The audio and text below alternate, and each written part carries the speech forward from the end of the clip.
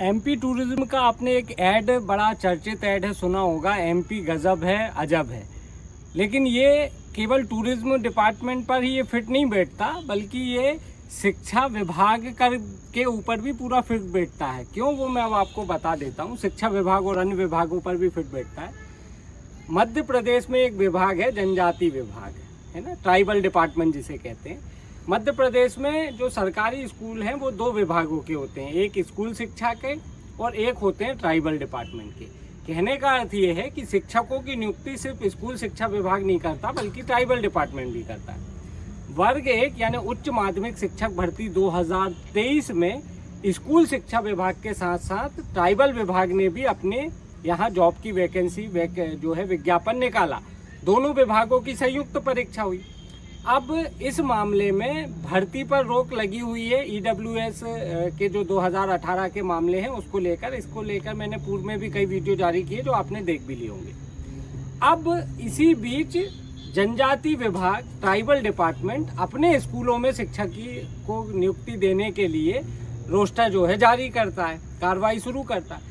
लेकिन बड़ा अजीब ये रहा कि ना तो ईडब्ल्यूएस को जो 10% आरक्षण मिलता है वो उसने दिया, और ना ही ओबीसी को कोई आरक्षण दिया। ठीक है भाई, मान गए कि ओबीसी के 27% आरक्षण पर विवाद है, लेकिन इसका मतलब ये थोड़ी आप उनको कोई आरक्षण ही नहीं दोगे।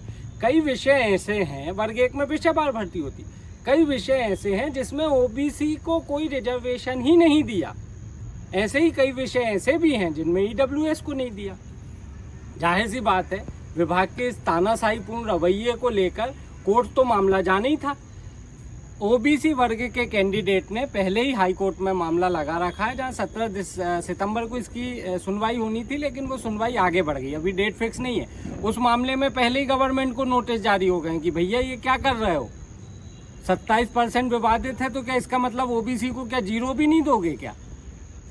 ऐसा ही का मतलब जो है अभी हाल ही में जबलपुर हाई कोर्ट में ईडब्ल्यूएस मामले में सुनवाई हुई, जिसमें जनजाति विभाग ट्राइबल डिपार्टमेंट में ने ईडब्ल्यूएस को कोई रिजर्वेशन ही नहीं रखा, रोस्टर से एक प्रकार से गायब ही कर दिया।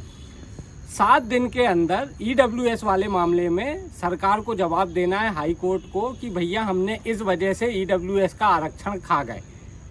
इस मामले में अब 30 सितंबर को, गलत बोल गया, 30 सितंबर को इस मामले में अब सुनवाई होनी है और उसके बाद आगे की कार्रवाई तय होगी।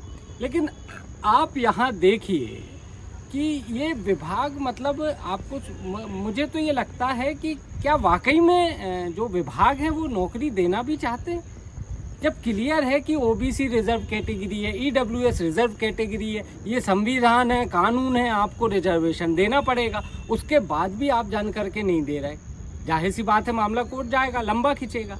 तो ऐसे पे मनसा पे एक सवाल उठना लाजमी है कि क्या वाकई विभाग जो है नौकरी देना चाहता है। एक छोटी सी एक कहानी सुनाऊंगा, उसके बाद आप कमेंट बॉक्स में लिखिए कि क्या ये भी इससे मिलता जुलता मामला है।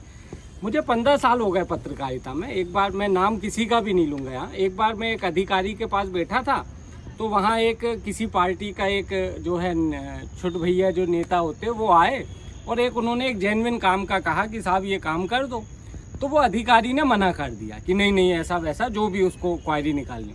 वो छोटे भैया नेता चला गया। जब वो गया तो मैंने उस अधिकारी से पूछा, मैंने कहा सर ये तो एक जेन्युइन काम था, वो आए नहीं आए ये तो ड्यूटी आपकी करना ही होगा। तो उन्होंने मुझे कहा कि राहुल तुम बिल्कुल सही कह रहे हो कि ये जेन्युइन काम है और हम इसीलिए बैठे, हमें ये करना था, लेकिन हमने इसलिए नहीं किया कि अब वो बड़े नेता से फ़ोन लगवाएगा जिसकी हमें सुनना पड़ती है।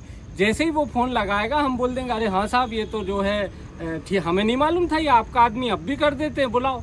तो मैंने कहा सर इसका क्या फ़ायदा होगा? तो उन्होंने कहा कि राहुल इसका फ़ायदा ये होता है कि जब हम उसके साथ काम ऐसे कर देंगे बड़े नेता के, उसके कहने पे, जो हमें वैसे भी करने थे, एक काम यदि उसने कुछ ऐसा बोल दिया जिसमें हमारी कलम फंस जाएगी, हमारी नौकरी पे बात आएगी, तो कम से कम हम उसको ये कह सकते हैं कि यार सर हमारे बच्चे हैं, इसमें हम फंस जाएंगे। अमूमन सब में हम ये नहीं कह सकते, लेकिन एक आध में हम गुंजाइश रखना चाहते हो। यही कारण है कि हम कई बार ऐसे काम नहीं करते जो हमें पहले से ही कर देना था। तो क्या इस मामले में भी पॉलिटिक्स हो रही है? भर्ती वाले मामले में क्या जानबूझ के ऐसा किया जाता है ताकि ये सब इशू बने? इसका जवाब आप मुझे कमेंट बॉक्स में दीजिए। और दीजिएगा इजाज़त। ऐसे ही वीडियो के साथ हम जल्द फिर मिलेंगे। और अब तक यदि आपने हमारे सोशल मीडिया हैंडल को लाइक, सब्सक्राइब, शेयर और फॉलो नहीं किया तो वो ज़रूर कर लें। धन्यवाद।